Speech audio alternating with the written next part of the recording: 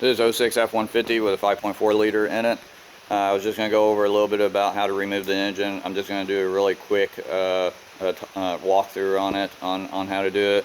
First, you'll be taking off the air intake on there.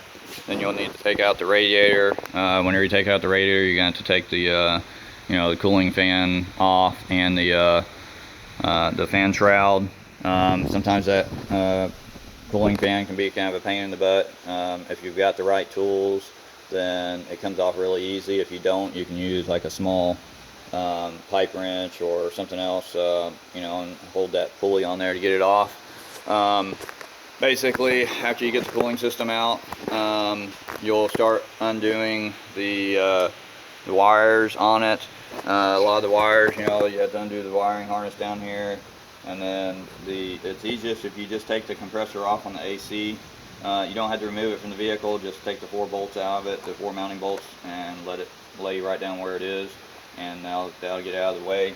Up top here on the wiring harness, you want to take that left harness out. That'll be the one that attaches to all the injectors and coils and everything. You don't have to take the transmission harness off, which is this one right here, but it is attached to the back of the engine, so you'll need to get it off the back of the engine whenever you start pulling it out, or else you'll stretch the wires off the transmission. You do not have to take the wires off the transmission. I've seen a lot of times where people take those wires off the transmission and disconnect it right here. You don't have to do that. You just leave them connected on the transmission and just take the connectors off the back, get the attachment points off the back of the engine on the harness. The next thing, the coolant pipes back there, they got quick disconnects on them. There's 2 of them. You just squeeze them, pull them right off. Then you come over here and disconnect all these pipes. It's easiest just to disconnect them and not worry about taking them off on the back till after you get the engine out. On the power steering right here, I take this off normally, the reservoir down here on the power steering pump. I normally do not pull the pulley off. I know a lot of times you see it pulled off. Basically, I look it down in here and see if I see the bolt. Sometimes there's a bolt on this side, sometimes it's on the other side. If you take the oil filter off, you'll be able to get a wrench right up in there and be able, if you got a ratchet wrench, it'll come off rather quickly. And I'd rather just do that than pull the pulley off on the power steering. And then you have the 2 other bolts up here. Normally you got a total of 3 10mm head bolts that are holding the power steering pump on. After you do all that on the top, it really won't take you too long to take all that stuff off. Once it looks like everything's clear, you'll want to go underneath, and whenever you go underneath, you'll get the there's 2 engine mounts, one on each side, where you'll have this one right here that you take off. You just take that one right out, and then on the other side, you see the 2 bolts right there. Let's see if I can zoom in. Right there, take those 2 off, take the little plate off. After you take those 3 points or 3 nuts off, then the engine will go straight up, as far as the mount goes. But you want to take the starter off, take the cover off for the torque converter, and remove the flywheel nuts. There's 4 of them on there. On the transmission, you come back here to these right here, just loosen them up, allow the transmission to scoot back. Whenever the transmission scoots back, it'll give you enough room to pull the engine out. Now you might want to go ahead and put a piece of board or something underneath here so the transmission doesn't bind and drop down too far. And of course you got to undo the exhaust, which there's 2 bolts on this side and there's 2 on the other side. So you want to take those off.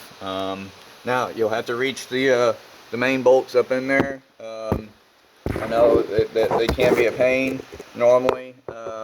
The top ones up there, I normally get a really long extension, and I come all the way back here, and I get to it from back here. So I reach that extension from all the way back behind where the exhaust is coming back to, and I stick that extension all the way up in there, all the way up to the front, and then get the nuts off. And a lot of times I'll use a swivel.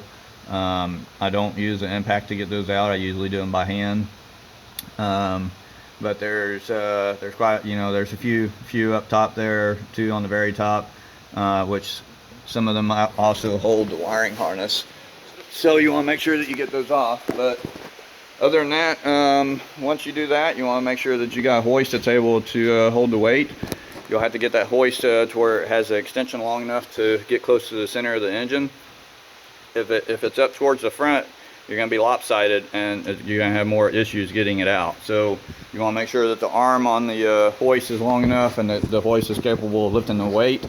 Also on the cowl up here, you want to remove it. If you remove it, it'll give you a couple more inches of clearance, because whenever you don't remove it, the back there will end up hitting the cowl. So now you can go ahead and take the intake off with it on the truck. And it makes it a lot easier. I normally don't. It's just I normally wait till I get it off, because sometimes you can't see whether there's dirt and stuff down through there, or you know, the other items in the back that you have to mess with. But I basically leave the wiring harness on there so that I don't have to mess with it till after it comes out of the truck. But once you start pulling on the engine, it's going to be pretty tight squeeze right here. It might not look like it'll clear, but it will. You'll kind of have to, you know, go in at an angle and lift it up. Another quick tip is that if you get the chain on the engine and it's chained and you know it's not going to come off because you got it bolted down, whenever you get it up in the air, you can use a ratchet strap on the front or the back to tilt the engine. You know, and then the only issue with that is that if you let the ratchet strap go, then it drops the engine to where the original point is. But that's normally how I do it. I'll get it up. If I don't get the angle correct whenever it's in the engine compartment and I start lifting it, then I'll get that ratchet strap on there and I'll strap it on the back side and pull it up just a little bit so that I can get it out. Now you can use, you know, they got engine tilts and stuff that you can use, but whenever you use the engine tilts, it reduces your lifting capacity. And on these F150s, you gotta get this engine up quite a ways. Usually I'm about maxed out on my engine hoist whenever I'm pulling these engines out, with very little room to spare. If the truck's lifted at all, then I do run out of room, and I end up using an overhead hoist to get the engine out. The problem with the overhead hoist is that if yours is a solid non-movable hoist like mine, then it doesn't move.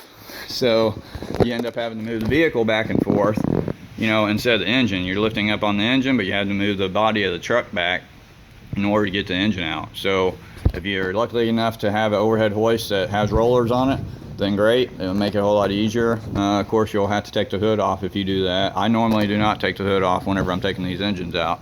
Hood stays in, or stays on it. But be prepared to clean up a mess. Take the oil out, drain the oil. Even though you drained all the antifreeze out of it, you will be getting water all over the place. So just be prepared for a mess going all over the floor. As you tilt that engine, it'll start pouring out and you'll get all over the place. Other than that, I think I've covered pretty much everything. If you have any questions, feel free to ask them and I'll respond to them as I can. Other than that, thanks for watching my video, and have a good day.